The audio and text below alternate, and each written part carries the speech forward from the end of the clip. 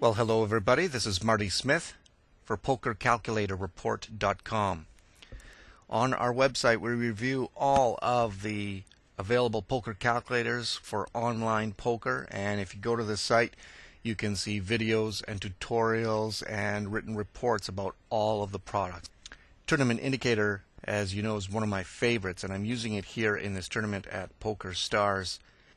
There are a few select poker calculators like Tournament Indicator that do have profiling abilities. Now, it's one thing to have that in your poker calculator. It's quite another to use that effectively. And I'm going to use this demonstration here and show you how I pick out opponents to play against based on information that my poker calculator has provided to me already.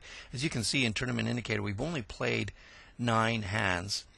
The software has not had time enough to profile the opponent by using an icon, but in the next few hands, it usually takes from 8 to about 12 hands for these profiles to start coming in. But you can see the stats being collected on certain opponents here right now indicate that a few of them are very loose, aggressive gambler types. And I already know this about a couple of players at my table without having the profile. So I'm going to show you a hand here where I have ace queen in late position, and the loose aggressive type of player is in the big blind.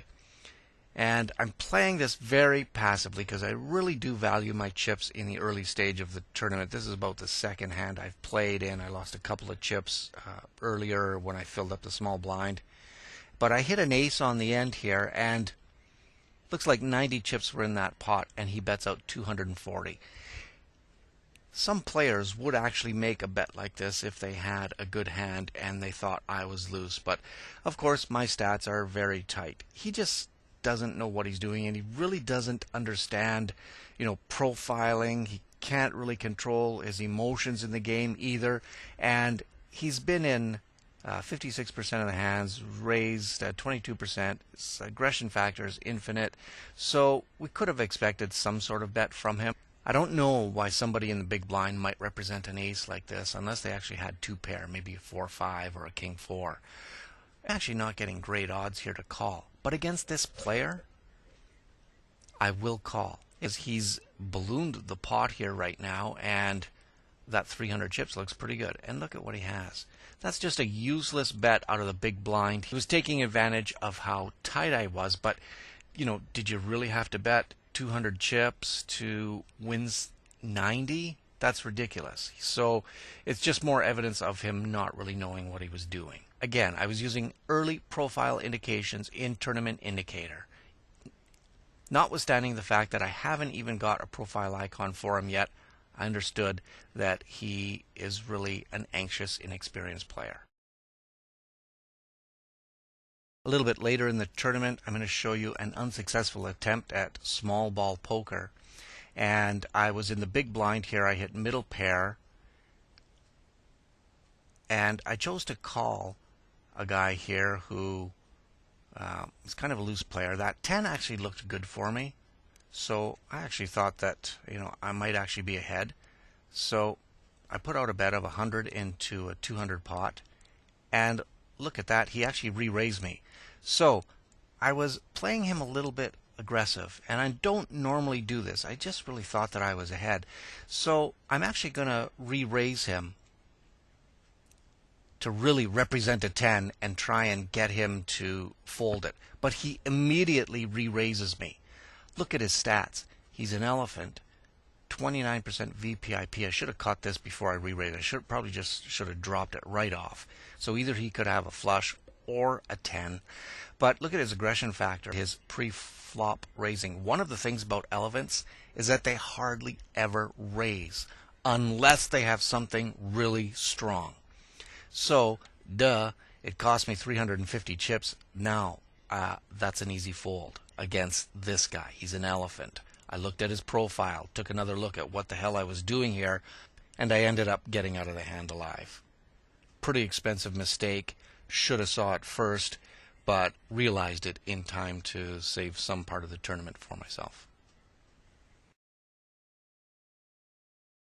All right, same guy as before. We got him in the small blind.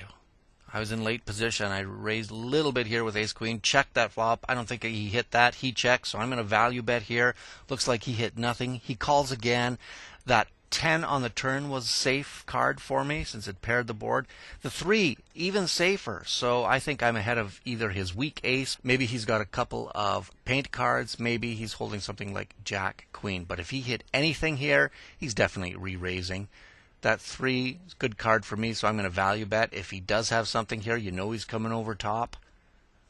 And weak player, gambler, too many hands, I value bet him right to the river.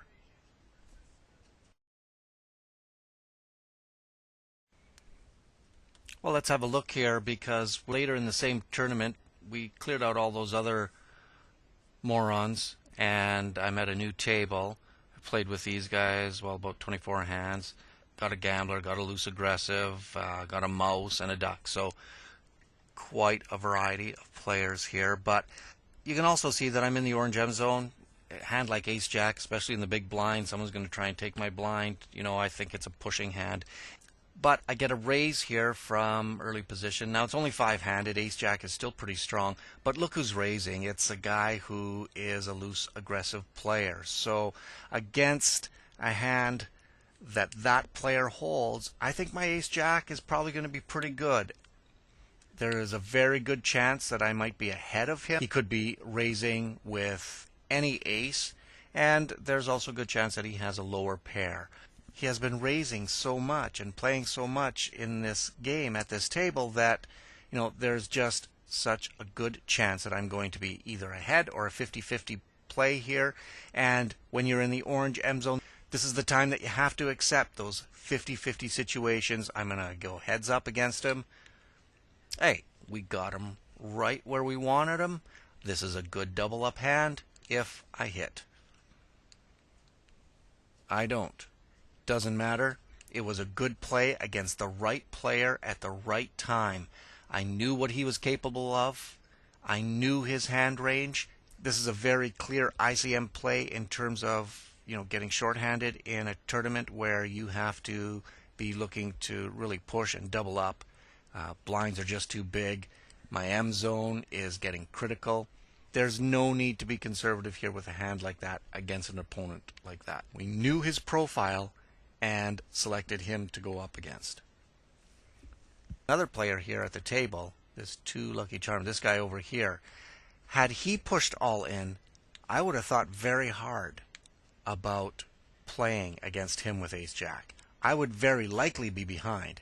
Now, the only reason that I might have called him is because he's so darn short too, so that's more of a borderline decision. It's not a borderline decision against a player like this.